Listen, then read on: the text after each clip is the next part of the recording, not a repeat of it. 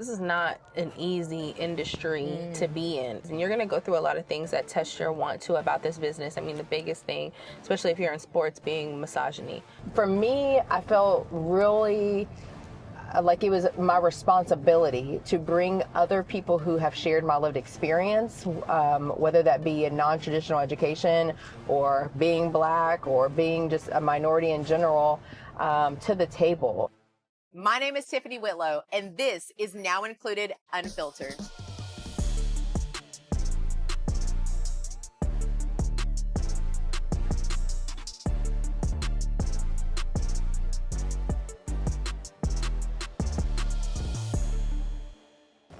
If you've listened to the podcast, then you know that this is all about telling unfiltered stories. And so I feel like, especially as Black women, we have to filter our comments, ourselves often. It doesn't matter, but you're the first one in the industry. Like, you are first of its kind. And so really talk about being the voice behind football. But then, you know, we're also celebrating women. There's a Women's History Month, but then we always celebrate women, right? Right. So tell me a little bit about how that feels, like the pressure that comes along with the job. I mean, it's a crazy feeling for me, for sure. Like, I don't really know how to describe it. I think this season has really taught me that you can feel so many different things at once. So, like, I feel pressure, I feel overwhelmed in a good way, and then maybe sometimes in a bad way.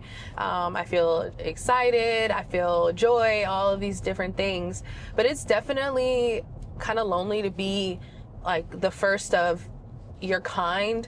And I'm really not the first. I'm the first in the sense of doing it radio full time for a college football program. Okay. But there's Beth Mowens, who reached out to me when I got the position and offered her mentorship. Tiffany Green, who was the first Black woman to do it at the network level, who has been in my life ever since I was a teenager. Oh, wow. And so I have, you know, those two women to lean on, which has been really great and very helpful, especially for this time. But I feel like it's a lot of emotions all at once that I'm, you know, kind of learning and navigating as I go. I'm still in my 20s, so it's kind of a lot to, you know, I guess learn. But Ooh, 20s, I remember those days. it's a lot to learn, but it's good. Yeah, at your age, I had an 8-year-old. So, yes, I understand. So describe how you handle the mental pressures, the day-to-day pressures, because one of the things about, I guess, all sports is it happens in real time. So you have to be so responsive and always on. Like, how do you handle that pressure? I don't really think I found my footing in that until the end of the season, to be honest, because in the beginning of the season, it was like, okay, what is she going to do? How is she going to sound? And so that was always in the back of my head. And then I'll be honest, like the first couple of games, I would say our Tennessee State game was better, but our first game against Alcorn was not good to me. Looking back on it, it's a night and day difference from how I sounded At the beginning of the season and at the end. Right, exactly. Okay. And so it was that pressure of, okay, can she improve? How is she going to be able to improve? And that was like pressure that I started to deal with from week to week. And then I got better. And then there was like a rise where I was featured on ESPN's First Take and all these other different platforms. And I had to, in essence, keep that same energy, keep on performing at a high level while also trying to graduate, doing my 36-page master's thesis. Woo! Yeah. Woo! Taking on other assignments, flying everywhere. And so it was definitely hard. But the great thing about Alabama A&M is we have Dr. Slay. Dr. Slay works primarily in athletics. She's our mental health counselor. And so she definitely helped me on this journey to navigate. That's so good. My emotions, to navigate just like the pressures of it all, and help me find different outlets to where I could kind of, I guess, recover, just like an athlete would have to after the game. They all go to the training room, but how I recover from week to week. So she's definitely been a huge part of my journey since I got to Alabama. That's so good. And she is also a Black woman. Yes, I love that. Yes, she is. No, I've heard so many positive things about Dr. Slay and how she helps athletes and yourself continue to be resilient in that moment in time. And so I think that's so important. It's also just so important for us to understand that, you know, we all have a village around us. And so I know with you, I jumped right in, but I really want to hear kind of that, who was Ty before Ty was the voice of, and explain to us the village that's still there today supporting you through all of these ups and downs. Growing up, I grew up in sports. Actually, my dad had to leave training camp to come to... Training camp, he played? My dad played in the National Football League for 8 years. Okay.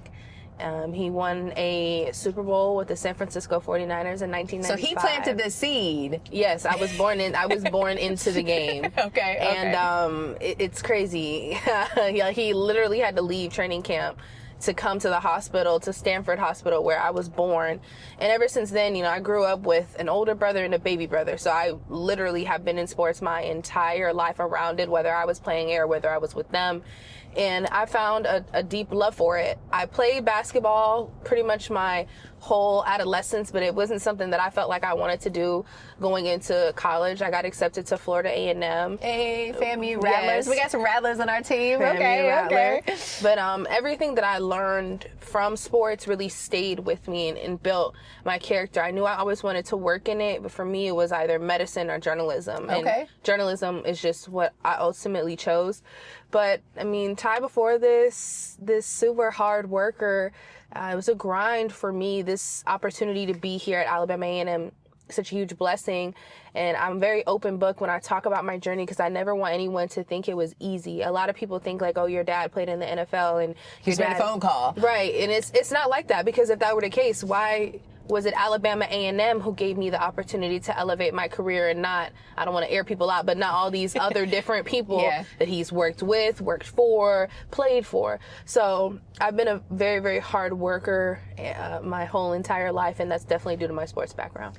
Yeah, and I love when someone says, this is not a handout situation here. Like, you can tell, obviously, by your work ethic. I mean, even your ability to say, okay, you know, that first time wasn't my best, so what do I need to do to invest in myself so that I can get better? And I always tell people, like, even at my best, I can get better. Yes. Right? And I just love that for you. I love the focus on mental health. So what are you doing to take care of Ty? It's a work in progress for sure. I mean, I feel like because I'm just so used to the hard work and the grind, I will literally take myself out trying to, in essence, like, do my job. And I've come to know, like, over the past few years, just how unhealthy that is, and how I need to get, like, an understanding that I have one life, and that if I don't take care of myself, then none of what I'm working towards matters. Yeah. But to take care of myself really now, like during the season, and I'm trying to find a healthy work-life balance. So what that looks like for me is, you know, players have an off day. I need to have that same off day during the season and really focus on, like, recuperating and then jumping back into work, eating properly.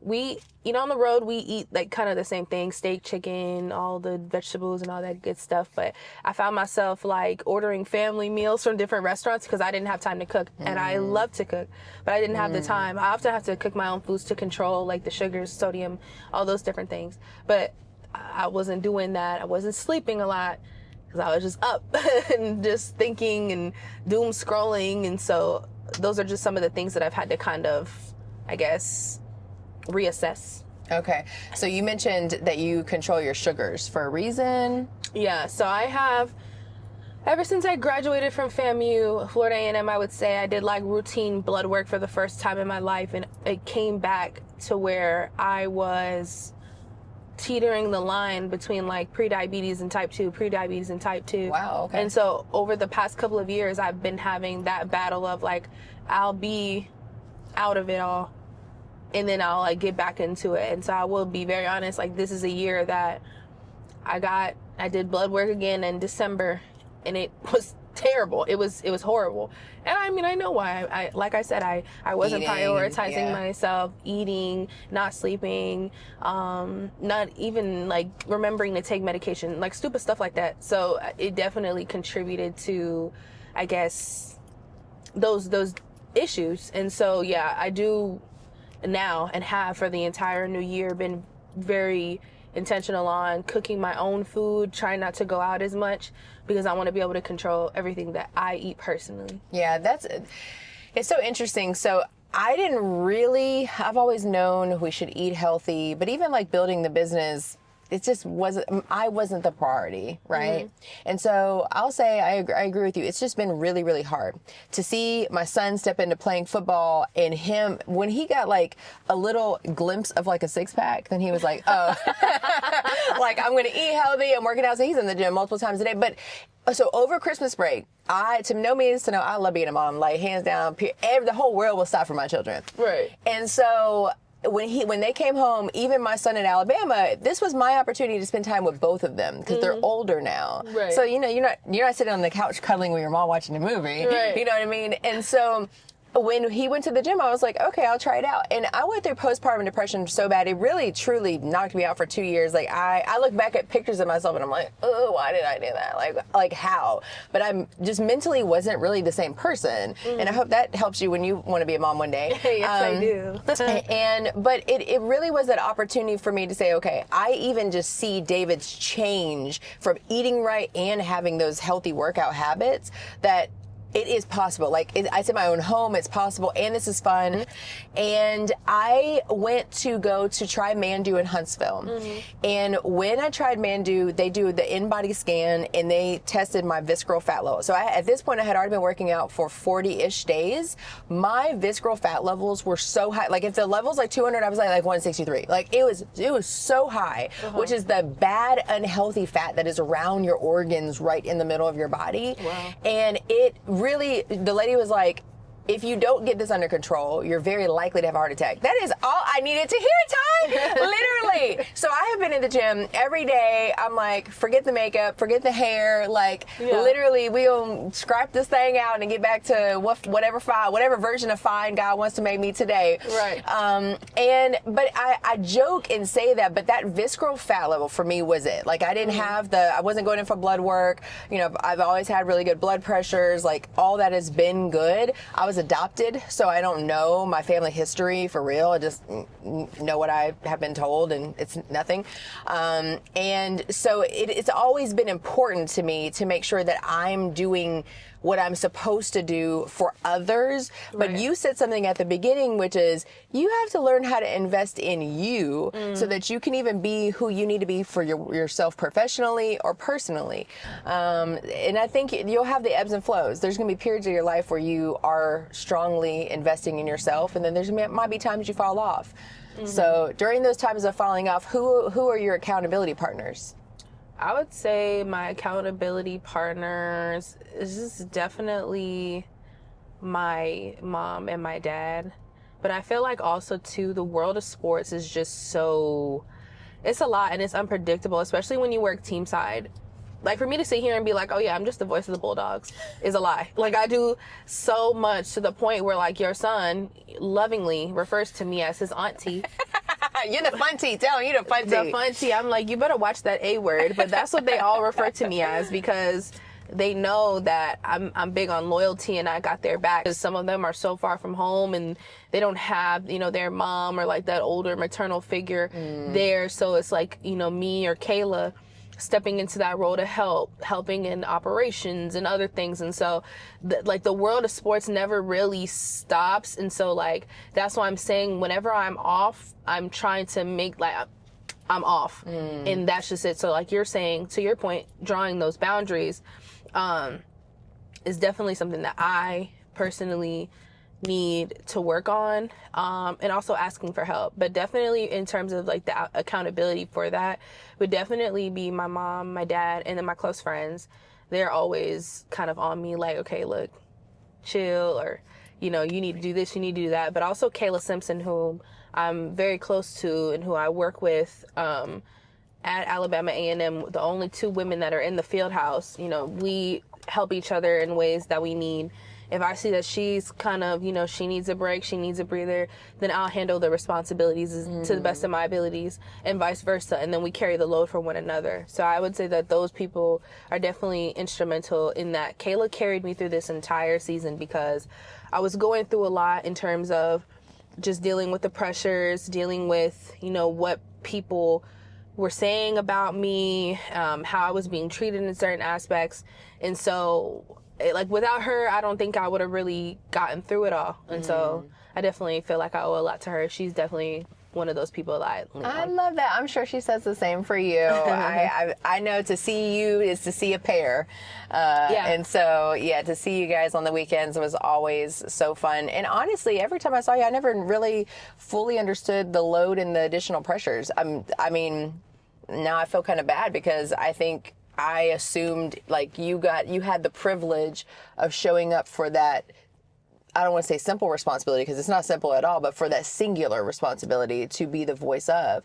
I didn't really understand the breadth of you having to do so much else. I try to look at it with with the attitude of gratitude. Now, I always like laugh at myself. The attitude of gratitude, but it's the truth. I try to look at it like I'm in such a blessed position to be doing what I'm doing, to be here at Alabama A&M, to be the first, to have so many girls and young women who are older than me even like reach out to me and just say how excited they are that someone is in this position. Having someone tell me like, oh, this was my dream job, but people told me that I wouldn't have even been able to do it, so I just didn't do it. Like in the 80s or the 90s, or having someone who came up to me and was like, you know, hey, Miss Floyd, you did a great job calling the game. I lost my sight a decade ago. Wow. And so the way you tell the stories, I feel like I know the players. I feel like I was there on the field and I could see, you know, I just want to let you know you're doing your job well. Wow. So that's what I do it for. And that's, you know, like that taking impact, the load that off impact, of me. yeah. Right. Because if I could be that example and do that, like it'll be great, because as much as it's so exciting that I'm the first person, it's also 2026. And I don't want to be the last, and not the last here at A&M either. I want to leave a legacy that they'll look for women and girls to be in the position that I'm in. I love that. I love that. That's beautiful. It's a perfect time for a snack. You want to get a snack? Yes. Let's do it. You ready? Woo!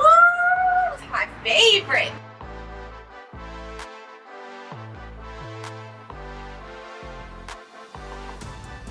Yours looks so good. Oh, that's the oatmeal? Yeah. Oh, I feel like I'm gonna want one. You went the warm route, I went opposite. Hey, cheers. Ooh, so good. So, I mean, this is a regular for us. You know, I told you I'm trying to, you know, get in the gym, be healthy, you know, do a little something. Right. So here you go. I'm really trying to eat breakfast. That's like a thing that is so hard for me. I feel like I'm not ready to eat until like 11, 12. This morning I did eat at like 10-ish, so I was very proud of myself. But I do like to eat a lot of fruit. I think one of the great things about being at Alabama and when we're on the road, their late night snack for the players is like fruit, sandwiches, like Cool Whip for the fruit. So Okay, it was healthy, not. like a little Cool Whip. I don't know if it's like sugar free or anything, but yeah. Yeah, you gotta give them something. I think they used to get ice cream, and then there was like a nutritionist that came in and was like, no. Yeah, so I didn't even really understand how much the nutritionist really played a role until I saw in the NFL they have nutritionists who are there saying you need to eat, you need to. And so David's all into like the macros, and I need to worry about how much protein I have. And so I mean, it actually has made me really realize I need more protein in my life. Yeah. I can skip dinner and have an acai bowl, but that's actually not good. So I've learned that I really need to eat my acai bowls earlier in the day because it's so much natural sugar. It's a lot of sugar in a bowl, honestly. It tastes great, and it's full of fruit, and it looks good, but it's still a lot of sugar. Yeah. Yeah, so if I have them earlier in the day, then I'm fine. It gives me a little pump, you know, give me that little sugar high for a second. I don't eat them often, but when I do, I'm always like, okay, I enjoyed that. Yeah, it was a little warmer. I would have definitely had a bowl, but Yeah. Well, now you motivated me. Now I need to come back and try the oatmeal bowl. The oatmeal was good. I enjoyed it a lot. Yeah. Well, we have a lot to talk about. Do you want to head back on the road? Yeah. Let's do it. All right, let's do it.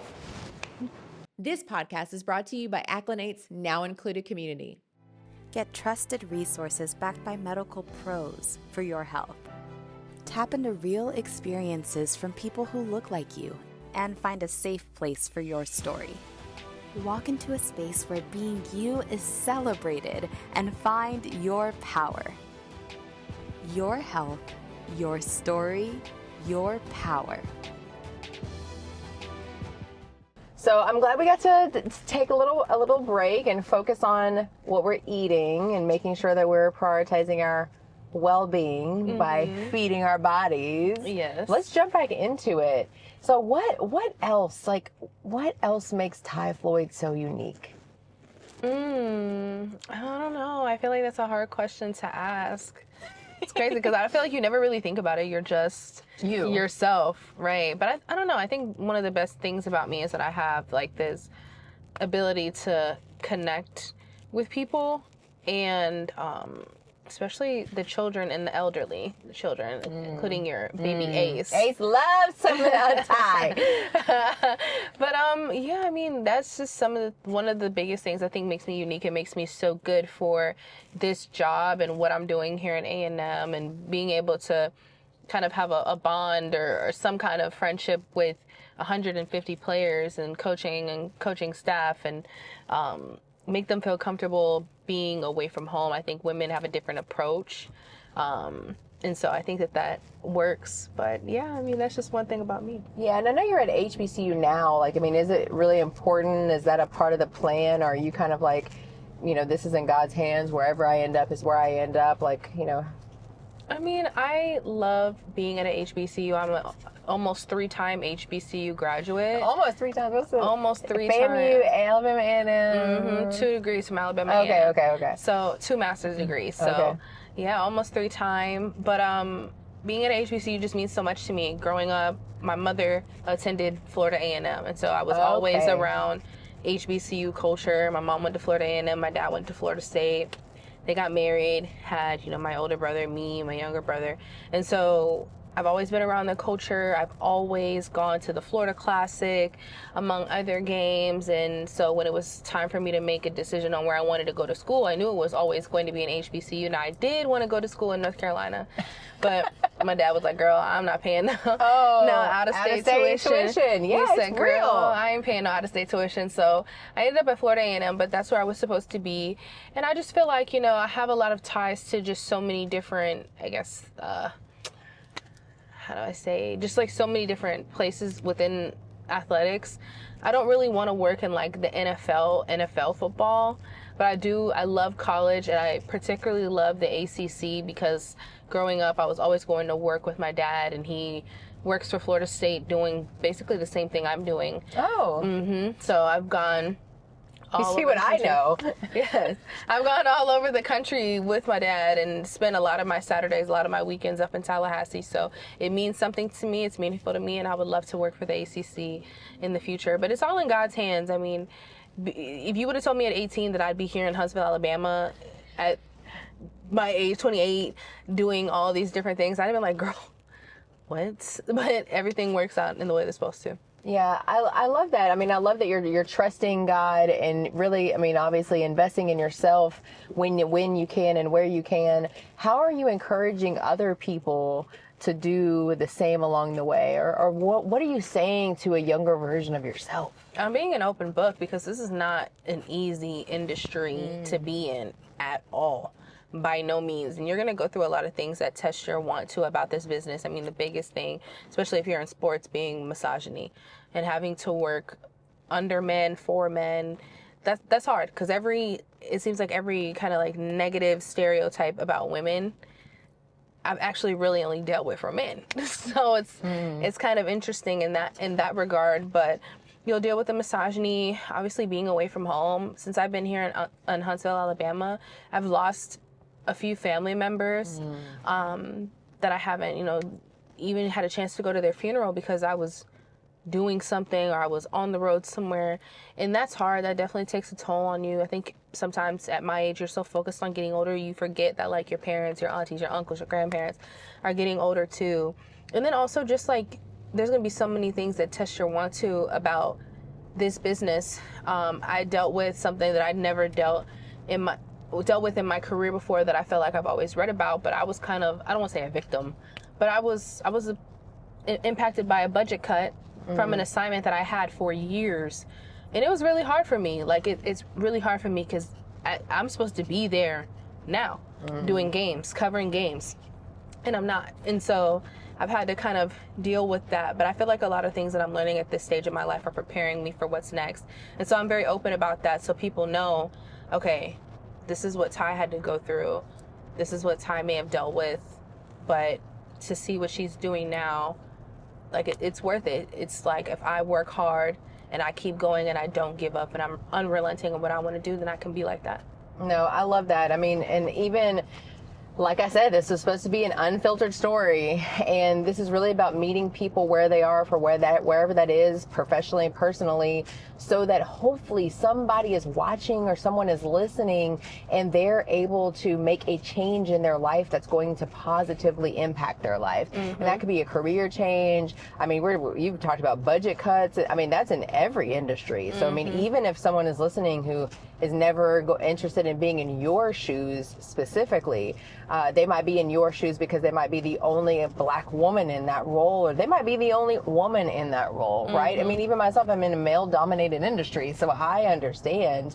For me, I felt really like it was my responsibility to bring other people who have shared my lived experience, whether that be in non-traditional education or being Black or being just a minority in general, to the table and making sure. So, I mean, I'm really proud that the majority of our team, of our employees, actually are females even. And the work never stops, and someone is actually calling me from work. See, work never stops. Didn't you tell me that? I've just always felt like it was my responsibility to do that. But, you know, I worked from the age of 15. I paid my car insurance. Like, I wanted to gift my kid, because I've had to work so long, I wanted to gift my kids the opportunity to not have to work at all. But, you know, I don't know that people understand, and just, I know you know this because you have a mom and she's a hard worker, and you're going to do the same when you have a family, but like, women are just ultra resilient. Like, we can do so much with so little time and so little resources. And I think that is still here in 2026, just undervalued overall. And as we, you know, think about even celebrating Women's History Month, and I always like to say we should celebrate it all year long.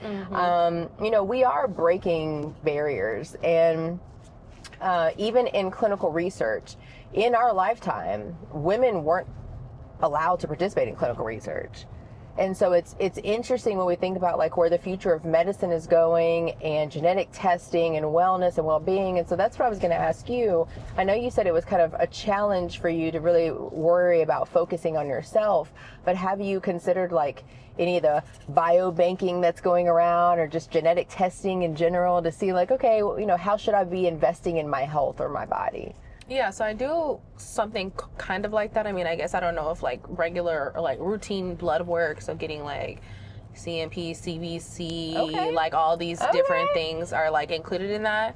But I definitely do. And I think that with what I've been dealing with in my health in terms of like a lot of endocrine issues, like you have to, because you always have to make sure that you're checking that and that you're staying on top of medication. Now, what you do with that information is a whole thing in itself. And I well, like you were honest. You were honest. You were like, I'm on the line, but I was still really eating healthy in December. I'm not really good at, I don't know. I feel like I could have done a lot better in terms of taking my medication and going to the doctor a lot more. And so that's just some of the things I feel like I need to do. But yeah, I'm definitely like into that kind of stuff. I'm about to start working with a nutritionist again, and then adding in a lot more exercise. But again, I think my biggest thing also too is balancing that, and then balancing that during football season where I'm just so busy and it's constant go, go, go. I'm not a morning girl. I don't like to wake up in the morning to go work out. But the reality of the situation is that I probably, that's the best time to do it. So I don't want to lose. I feel like I kind of lost myself in the season because I didn't prioritize my health and everything that I needed to do. So going into this season, I'm already thinking ahead on how I can manage that better. Okay. No, I love that. You know, is there anything that you want to leave people with?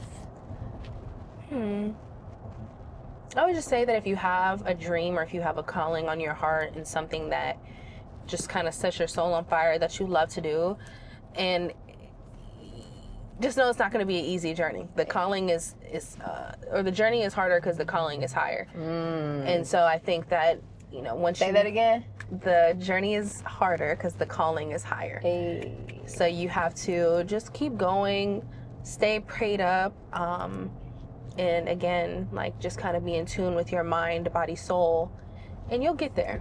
You'll definitely get there. I think it's funny, like, people my age and younger just throw away their dreams because they feel like they're not getting any movement or they're not where they should be, and it's just so silly. We're only guaranteed death and taxes, and I think we all rush to grow up, and now we're experiencing the taxes. So don't be in such a rush to, like, end your life while you're still living. If you have a dream or a goal, continue to go for it, and you'll get there. Yeah. I feel like I'm there, getting there. Yeah, and I think it's okay to also just say, like, you could get there and then fall back and then need to get there again. And there's a lot of people who do that, and if you're promised, we're not promised tomorrow, but if you're provided an opportunity to have a tomorrow's a great day to start. Absolutely. Life is constantly adapting, evolving, growing. You never stop that, ever. I really have enjoyed this conversation. Same. And like I always tell people, don't worry, if you need to come back and have a convo, girl, we've saved you a seat. I know that's right. And a seat warmer. Yes. We're going to need that for my Floridian bones. Oh my goodness. Thank you for listening to Now Included Unfiltered. If you enjoyed this episode, be sure to give us a follow and leave a 5-star review. We'll see you next week.